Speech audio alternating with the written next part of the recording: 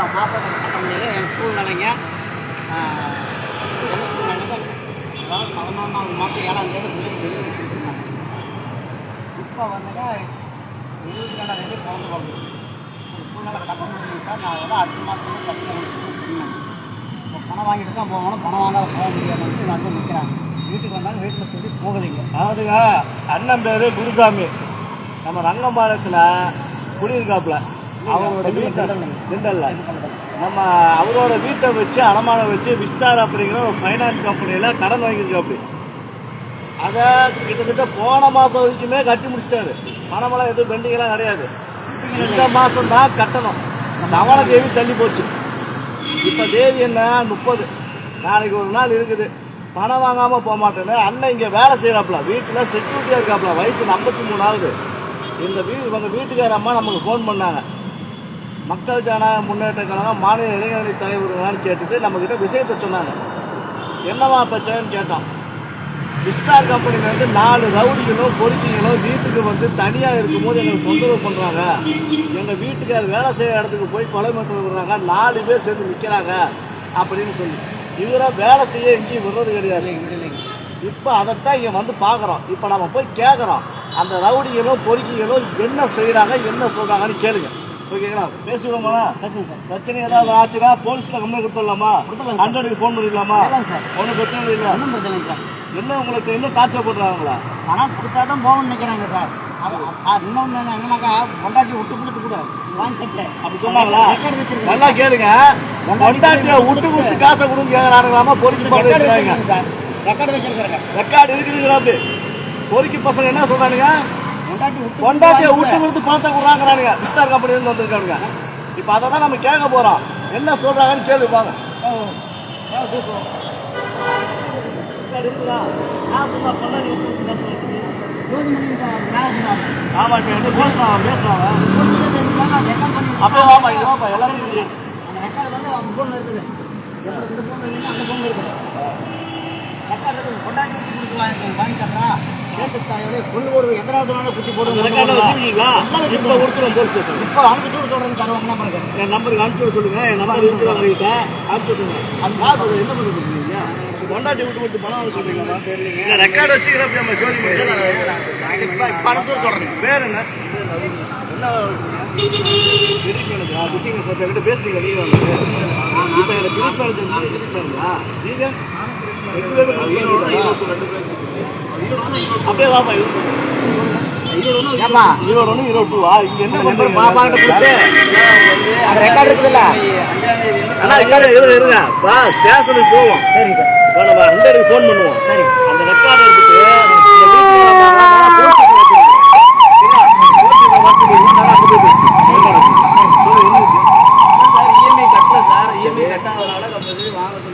யார் சொன்னது வாங்க சொல்லி? யார் ஜோதிமணியா? மேனேஜரும் இருக்கட்டும், எங்களோட ஆர்பி வச்சு எல்லாருமே அதான் சார் சொல்லியிருக்காங்க. சரி, எத்தனை மணிக்கு? 8 மணிக்கு வாங்கிட்டு சொன்னாங்களா? ஆமாம் சார், 8 மணி இல்லை. அவர் காலையில் பார்த்தோம்னா வீட்டில் இருக்கு. அதுக்கப்புறம் காலையில் வந்து பார்த்தோம்னா அமௌண்ட்டு ஏற்பாடு பண்ணுன்னு போகிறாப்புல. மறுபடியும் ஞாயிறு வந்து வேலைக்கு வந்துடுறாப்புல. இது வந்து 5ஆம் தேதியிலேருந்து 29ஆம் தேதி வரைக்கும் நாங்களும் விட்டு சரி. இப்போ என்ன சொல்கிறாங்கன்னா பேமெண்ட் வாங்கினா தான் நம்ம வந்து வெளியே போகணும் அப்படின்ற மாதிரி எங்களோட வேலையும் இப்போ காப்பாற்ற முடியாமல் உட்காந்துட்டு இருக்கோம். அதனால இவரை டார்ச்சர் பண்ண வந்துட்டீங்க. நாங்கள் எதுவுமே வேலை செய்யற இடத்துல வந்து பணம் கேட்கலாமா? வேலை செய்யற இடத்துல வந்து பணம் கேட்கலாமா? நேரில் இருந்தா மட்டும்தான் சார் நம்ம பார்க்க முடியும். அது வீட்டில் வந்து இருக்கிற காலைல போனா கிளம்பி போறாப்புல, மறுபடியும் ஈவினிங் வராப்புல, மறுபடியும் கிளம்பி வராப்புல. நாங்கள் 29 நாள் சார் ஒரே நிமிஷம் சார். இவங்க என்ன சார் சொன்னாங்க? வேலை செய்யற இடத்துல இது வரைக்கும் ஒரு நாள் அப்புறம் இருக்கட்டும் சொல்றேன்னா 6ஆம் தேதி சொல்றாப்புல. ஹவுசிங் லோன் வாங்கிட்டு வீட்டு அடமானத்தை வாங்கிட்டு ஒரு வேலை கட்டலைன்னா என்ன பண்ணுவீங்க? அது வந்து லீகல் டீம் அது வந்து லீகல் டீம் விஸ்தார் கம்பெனியில அடமானம் வாங்கி வச்சு வீட்டு அடமானம் வச்சு பணம் வாங்கியிருக்காப்புல. இவரு பணம் கட்ட முடியலன்னா நீங்க என்ன பண்ணீங்க உங்க கம்பெனி? அதான் சொல்றேன். அது அப்படி ஆகல அப்படின்னா லீகல் டீம் வருதுல மட்டும்தான் அவங்களோட இது போகும். இப்போ வந்து பாத்தீங்கன்னா 3 இஎம்ஐ கட்டினா தான் அவங்களுக்கு போகும். சரி, ஓகே. மாதம் இஎம்ஐ பே பண்றதுக்காக வாங்குறதுக்கு தான் நாங்க இருக்கீங்க. அந்த பர்பஸ்னால தான் பின்னாடி நாங்கள் 4 மணி கொடுத்துருங்க. இப்போ மறுபடியும் என்ன சொல்றேன், மந்தையில் வந்துட்டு எனக்கு நாளைக்குன்னு சொல்லி எங்களுக்கு வந்து 5ஆம் தேதி அலக்கடிக்கிறாரு. நாங்களும் பதில் சொல்ல முடியல. நாங்களும் இதுக்காக என்னென்னமோ போய் சொல்லிட்டோங்க. சார் ஹாஸ்பிட்டல் இருக்காரு சார், இங்கே இருக்காரு சார், பணம் ஏற்பாடு பண்ணோம் நாங்களும் சொல்லிட்டோங்க. இப்போ எங்களை வந்து கழுத்து பிடிச்சி கம்பல்சரி வாங்கணும் பிடிச்சி உங்க விஸ்டார் கம்பெனில இவர் வேலை செய்ய இடத்துக்கு போய் பணத்தை வாங்கிட்டு வேலை செய்யற பேர் எங்க சார் அவர் பார்க்க நாங்க கேட்கறது என்னன்னா நீங்க என்ன சொன்னீங்க இங்க மேல எந்த தப்புமே இல்ல விஸ்டார் கம்பெனில இருந்து தான் பிரஷர் பண்ணாங்கன்னு சொன்னீங்க. நான் வீட்டுல இருந்தா அடுத்து எங்க போய் பார்ப்பாங்க என்ன எங்க போய் பார்ப்பாங்க நீங்க சொல்லுங்க. இதுக்கு என்ன கடன் வாங்கினவங்க வீட்டுல மட்டும் தான் பார்க்கணும்.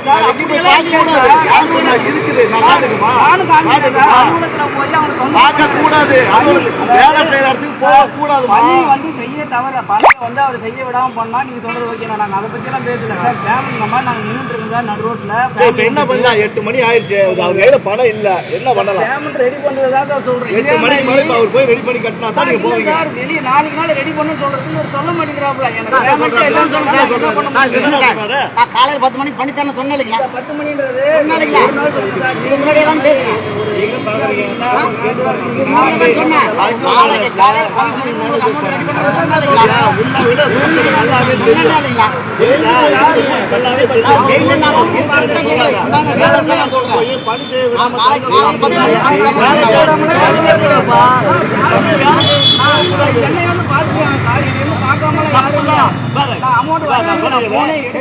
யாரு பண்ணாலும் கொலைதான், உன்ன பண்ணாலும் கொலைதான், என்ன பண்ணாலும் கொலைதான்.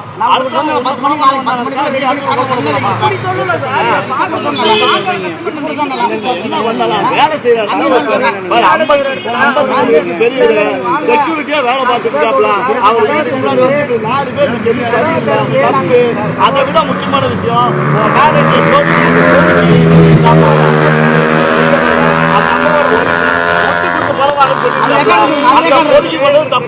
அந்த பொம்பளை பொறுக்கி பண்ணது தப்பு.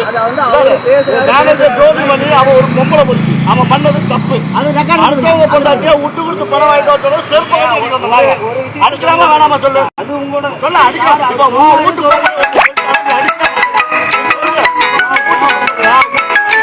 சொல்லிட்டானா நீ செருப்பு கட்டி எடுக்க அடிக்க மாட்டியா?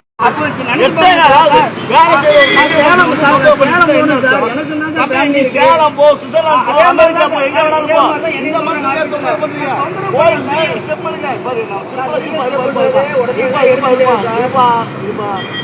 அவர் வாங்கிட்டு செக்யூரிட்டி லோன் பர்சனல் லோனோ கிரெடிட் லோனோ அன்செக்யூர்ட் லோனோ கிடையாது. செக்யூரிட்டி லோன் தான் வாங்கியிருக்காப்ல இல்லையா? நீ பணம் கட்டலைன்னா லீகல் ஸ்டெப் எடுத்து வீட்டை புரிக்க போற அதெல்லாம் கையெழுத்து 40 பக்கம் 44 ரேட் வச்சா முடியும். அப்படிதான் அவரையும் தொந்தரவு பண்ணி அப்ப போய் அந்த 3 மாசத்துக்கு அவர் தொந்தரவு பண்ணிங்களா? மாசம் கட்டுறதுக்கு வாங்கறதுக்காக எங்களை வேலை செய்ய இடத்துக்கு போய் நைட்டு 9 மணி ஆனாலும் கொண்டாட்டியை விட்டு கொடுத்து பணத்தை வாங்கிட்டு வரா சொல்றது வச்சுக்காங்களா சார்? அந்த நாட்டு எனக்கு தெரியாது. வேலை செய்யற இடத்துக்கு நான் வந்தா போனா இவர் பார்க்கவே முடியல. 29 நாள் அது புரியவே மாட்டேங்குது. 29 நாள் இவர்கிட்ட நான் நம்பி 29 நாள் ஆச்சு. என்ன பேசி குற்றமா? 4ஆம் தேதி கட்ட வேண்டிய பணத்தை 29ஆம் தேதி கட்ட முடியல. ஒருவேளை இதே பேசி குற்றமா? சூப்பர போட்டுருக்கோமா? பேசி குற்றமா? பெரிய குற்றம்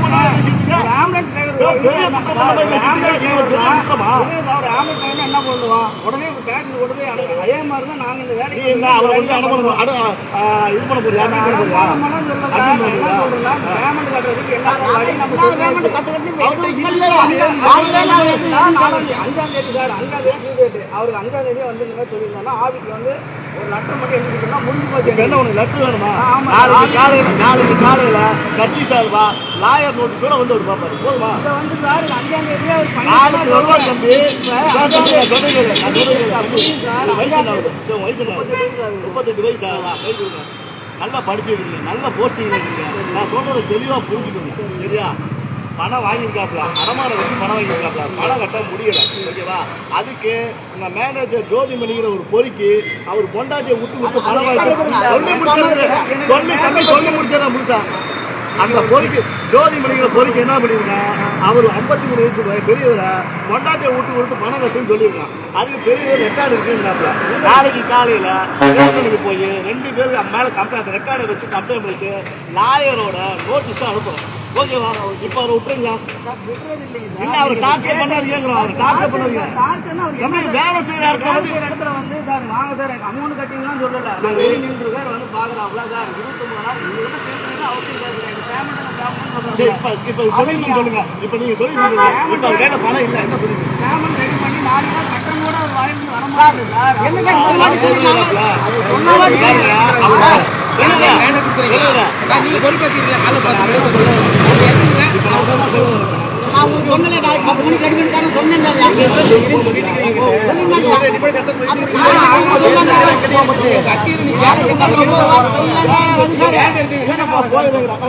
போக மாட்டேன், டார்ச்சர் பண்ணுவேன்.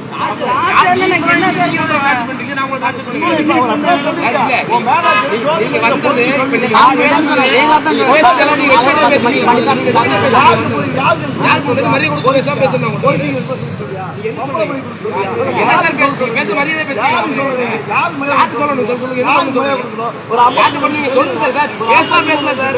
நீங்க லீகல் லீகல் எல்லாம் பண்ணதான் சொல்றேன். பணத்தை வாங்க வேண்டியது வேலை. மேனேஜர் கூட பேசலாம். யார் காய்ச்சிருக்காங்க? அதிகமா பேசி பணம் வாங்குறதுக்கு ஒரு பொழப்பா? இது ஒரு பொழப்பா? பண்ணலீங்க சார். அவர் வந்து அடுத்தவங்க அசிங்கப்படுத்தி பணம் வாங்க வேலையா? இது ஒரு பொழப்பா? இந்த விஷயத்துல நீங்க ஏதாச்சும் புது நீங்க கேட்டீங்களா? ஏதாச்சும் நீங்க கேட்கவே இல்லை. கேட்கறதுக்கு முன்னாடி நீங்க ஒண்ணு நாங்களும் பார்த்தது கிடையாது, கேட்டது கிடையாது. ஒரு விஷயம் நடந்துச்சா நடக்குதா நீங்க ஃபுல்லா அனலைஸ் பண்ணிட்டு தானே எதுவும் அனலைஸ் பண்ணாம அப்படி பண்ணா இப்படி பண்ணா நீங்க கேட்கறீங்க சார். எங்களுக்கு வந்து இஎம்ஐ வாங்க சொல்லிருக்காங்க. அந்த சார் மணி அவருக்கு வந்து நான் காலையில 10 மணிலேருந்து நாங்கள் ஃபாலோ பண்ணிட்டு தான் சார் இருக்கோம். இப்போதான் சார் அவர் சாயங்காலம் பார்த்தோம், காலையில பார்த்தோம். சார் ஸ்டேஷன் போறதுலாம் உங்களோட விருப்பம் சார், அதெல்லாம் பிரச்சனை கிடையாது சார். நீங்க தான் சொல்றேன், எனக்கு பேமெண்ட் வந்து 4 நாள் ஆஃப் பண்ண வருமா? சொல்றாங்க சார், என்னோட ஆர்பிஎஸ் சொல்றாரு சார், ரீஜனல் பிசினஸ் ஹெட் எல்லாருமே நீங்க வாங்கி தான் ஆகணும், வாங்கி தான் போகணும் அப்படின்றாங்க.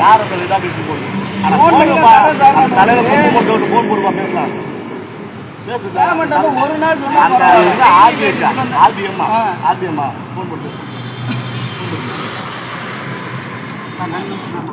போமா போமா போமா.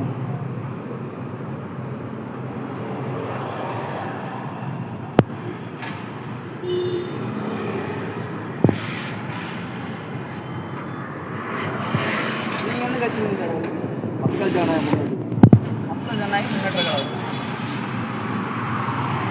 என்ன வந்து மாநில 8 மணி ஆகுது. வீட்டில் போய் நாங்களாம் மனசு அது பண்ணுங்கப்பா. பண்ணினா நீங்க எல்லாருமே அண்ணன் தம்பிங்க மாதிரி தான். நீங்க எல்லாருமே அண்ணன் தம்பிங்க மாதிரி தான். நம்ம எல்லாருமே யாருமே இந்த வேலைக்குன்னு படிக்கல. எல்லாரும் ஒவ்வொரு ஃபீல்டுல படிச்சிருக்கோம் இல்லையா? நான் சொல்லுங்க, எல்லாரும் என்னென்ன படிச்சிருப்போம் நமக்கு தெரியும். நம்ம படித்த படிப்புக்கு நம்ம நேட்டிவ்ல வேலை கிடைக்கல. எடுத்த உடனே 20,000 30,000 சம்பளம் வரணும். எங்கடா போகிறதுன்னு தெரியல. ஃபைனான்ஸ் கம்பெனி போய் விழுந்துட்டோம். அப்படி தான் நானும் போய் விழுந்தேன். புரியுதா? அப்படி தான் நானும் போய் விழுந்தேன். எடிட்டேஷன் பிஎம்ஐ ஏபிஎம்மா இருக்குது, பிஎம்மா இருக்குது, ஆரம்பமாக இருக்குது. என்ன அது மேலே போகக்கூடாது, இதுக்கு மேலே இந்த பாவத்தை பண்ணக்கூடாதுன்னு தான் வெளியில் வந்தோம். நம்ம எல்லாருமே அண்ணன் பண்ணிக்கலாம் இல்லையா? ஏதோ ஆனால் இந்த நேரத்தில் இப்படி வந்து தொந்தரவு பண்ணுறது யாருமே பண்ணல சார். அவர் ஏதாச்சும் தொந்தரவு பண்ணா அவர் சொல்லுவாங்க. வேலை செய்யறது வந்து 4 பேர் தொந்தரவு இல்லாமல் இருக்குமா? வந்தீங்களா? பாத்தீங்களா? அவரை பாத்தீங்களா? அவர் என்ன சொன்னாரு? வந்தீங்களா? டெய்லி தான் சொல்றாருங்க. நானும் ஃபாலோ பண்ணுறேன். நான் கலந்து ஃபாலோ பண்ணுறேன். நீங்க தான் விஷ்ணுவாமா? அவரு அவர் ரகுவா. நீங்க தான் விஷ்ணுவா? கலெக்டர் வச்சுருந்தா? சரி, ஓகே. சப்ஸ்கிரைப் பண்ண இப்போ வந்தீங்களா? ஃபோனில் பேசுறீங்களா? சரி, வந்தீங்களா? பேசுனீங்களா? வேலை செய்யறதுக்கு வந்தீங்களா? வேலை செய்யறது வந்து கலெக்டர் கேட்டீங்களா? அவர் என்ன சொன்னார்? என்ன சொன்னாங்கன்னா, இந்த மாதிரி எல்லாம் ஸ்டார்டிங் சொன்னாங்க. காலையில் இன்னொன்று சொன்னாங்க. அதான் காலையில் பேசலாம் விட்டுட்டு பழசையே பேசிட்டு இருக்காங்க. இப்போ வேலை செய்யறதுக்கு வந்து பணம் கேட்பாங்க. என்ன சொன்னார்? 10 மணிக்கு காலையில் 10 மணிக்கு சரி, ஆமாம், காலைல 10 மணிக்கு வர சொல்லிக்கிறாங்க. அது போனால் தான் ஆகும். அப்படின்னா ஆகும். அப்படின்னா அதிகமாக பேசுகிறேன். நான் இங்கே வந்து கண்டபடி ஏறினேன். இப்போ யார் ஏறினது? அன்னைக்கு யார் பேர் சொல்லுங்க? பேரே சொல்ல மாட்டேங்கிறீங்க. சுப்பீரியர் பார்த்து அவ்வளோ பயமா? சம்பத்து வேலை பார்க்குற வேலைக்காரன் தானே எல்லாரும். நீங்களும் சம்பத்து வேலை பார்க்குறீங்க, நானும் சம்பத்து வேலை பார்க்குறேன். உங்களுக்கு மேலே இருக்கிறவங்க சம்பத்து வேலை பார்க்குற ஒரு வேலைக்காரன் தானே. ஏன் பேரை சொல்றதுக்கே பயப்படுறீங்க?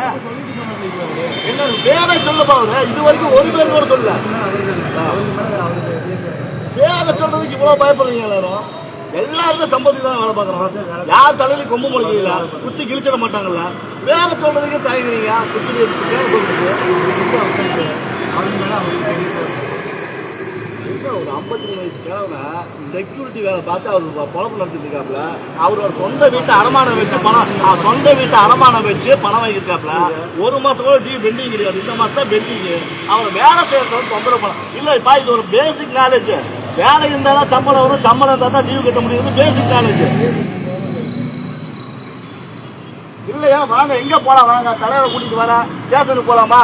போலாம் வாங்க, தாராளமா போலாம் வாங்க. பக்கத்துல தான் இருக்கு சூரம்பட்டி ஸ்டேஷன்.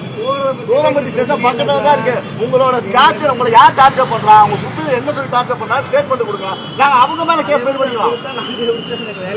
நீ நல்லா யோசிச்சு பாத்தீங்கன்னா விஷ்ணு, உங்களுடைய சுயலாபத்துக்காக, உங்களுடைய தனிப்பட்ட சுயலாபத்துக்காக ஒரு 53 வயசு கிழவனை போய் டார்ச்சர் பண்றீங்க. நைட்டு 8:30 மணிக்கு டார்ச்சர் பண்றீங்க.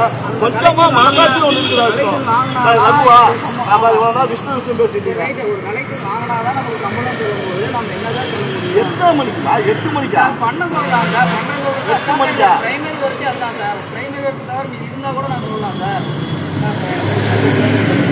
யாரு? ஹலோ, யாருங்க பேசுறது? யாருங்க? இல்ல பேசுறது யாருங்க? ஏன் சொல்லுங்கன்னா ரோட்ல போற வரலாம் கதை சொல்லிட்டு இருக்க முடியுமா? பேசுறது யாருன்னு சொல்லணும்ல. என்னவா இருக்கீங்க? பேசுறது யாரு? நான் சொல்றேன், மக்கள் ஜன முன்னேற்ற கழகத்துல மாநில இளைஞர் தலைவர் ரஃபீக் பேசுறேன். நீங்க யாரு? என்னவா இருக்கீங்க? என்ன டெசிக்னேஷன் உங்களுக்கு? என்ன டெசிக்னேஷன்? சிபிஎம்மா? பேர் என்ன? கோபால். சிபிஎம் விஸ்தார் கம்பெனியா? பைனான்ஸ் கம்பெனியா? இப்போ இங்க 4 பேர் வந்து நிக்கிறாங்க. குருசாமின்னு ஒருத்தர் உங்க பைனான்ஸ் கம்பெனியில பணம் வாங்கியிருக்காப்புல, வீட்டு அடமானம் வச்சு. போன மாசம் வரைக்கும் டியூவை கட்டிட்டாப்புல, இந்த மாசம் டியூ கட்டல. நைட்டு 8 மணி ஆகுது. 4 பேர் வந்து நிக்கிறாங்க வேலை செய்யற இடத்துக்கு. சட்டத்துக்கு விரோதமா சட்ட விதிமுறைகளை மீறி நிக்கிறாங்க. கேட்டா என்னுடைய சுப்பீரியர் அனுப்பிச்சாரு அப்படிங்கிறாப்புல. யாரு? போன் போட்டு கொடுங்க பேசுனா கோபால் சாரு அப்படின்னு உங்க நம்பரை போட்டு கொடுத்துருக்காப்புல. இல்ல நான் தெரியாம தான் கேட்கிறேன். ஒரு பாதவருக்கு என்ன ரெஸ்பெக்ட் கொடுக்கணும்? ஒரு பாதவருக்கு என்ன டைம்? சிபிஎம்னு சொல்றீங்க, ஒரு நல்ல போஸ்டிங் தான். உங்களுக்கு தெரியாதா? சட்ட விதிமுறை தெரியாதா? 7 மணிக்கு மேல ஒருத்தர் நேரில் போய் பார்க்கறது தப்பு. அதுலயும் பகல்லையே வேலை செய்யறதுக்கு போய் பார்க்க கூடாதுன்னு சொல்லியிருக்காங்க கவர்மெண்ட். அதே மாரி பண்ணா என்ன அர்த்தம்?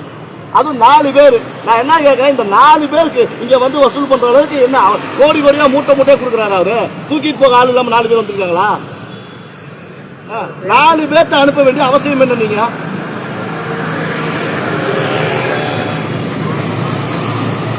சொல்லுங்க, என்ன சொல்ல போறீங்க? சொல்லுங்க.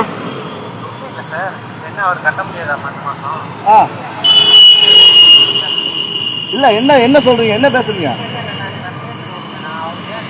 அப்புறம் இன்னொரு விஷயம் சொல்றேன் கேட்டுக்குங்க. மிஸ்டர் கோபால், உங்க கம்பெனியில ஜோதிமணின்னு சொல்லி யாரோ ஒருத்தர் வேலை செய்யறாராமா. அந்த ஜோதிமணி இந்த உங்க மாதவர் குருசாமி இருக்கு அப்படில, அவருக்கு போன போட்டு பணம் கட்ட முடியலன்னா பொண்டாட்டியை விட்டு கொடுத்து பணத்தை கட்டுன்னு சொல்லியிருக்காப்ல. புரியுதா? பணத்தை கட்டு நாயே தெல்லவாரு இன்னும் அக்குலட்சியமா பேசி கொலைமேட்டை விட்டுருக்காப்ல. இதெல்லாம் வந்து உச்சகட்ட அயோக்கியத்தனம். புரியுதா? உச்சகட்ட அயோக்கியத்தனம் இதெல்லாம். இல்ல இப்ப இந்த வார்த்தையெல்லாம் சொல்லலாமா? இந்த வார்த்தையெல்லாம் சொல்லலாமா? எந்த கோர்ட்ல வேணாலும் கொடுப்பேன். இல்ல இந்த மாதிரி வார்த்தையெல்லாம் சொல்லலாமா? அது ரெக்கார்ட் வச்சிருக்கேன். அது நான் ரெக்கார்ட் இருக்குங்கறாப்ல. அவர் பேசுறதுக்கு ரெக்கார்ட் இருக்குங்கறாப்ல. ரெக்கார்ட் இருக்குது. ஆமா, அவர் பேசுறதுக்கு ரெக்கார்ட் வச்சிருக்காப்லையாமா? ரெக்கார்ட் இருக்கு. எந்த கோர்ட்ல வேணாலும் கொடுப்பேன் சார். இல்ல இங்க பாருங்க கோபால், ஜோதிமணி பேசுறதுக்கு ரெக்கார்டு இருக்குதுன்னு பாரவர் சொல்றாப்ல. இருக்குதுங்க. அது எந்த கோர்ட்ல வேணாலும் கொடுப்பேன். ரெக்கார்ட் இருக்குது. இதெல்லாம் சரியா? இதெல்லாம் சரியா? இதெல்லாம் சரியா? சரி, இப்ப என்ன பண்ணலாம்? இந்த 4 பேர் இங்க போக மாட்டாங்க அப்படிதானே?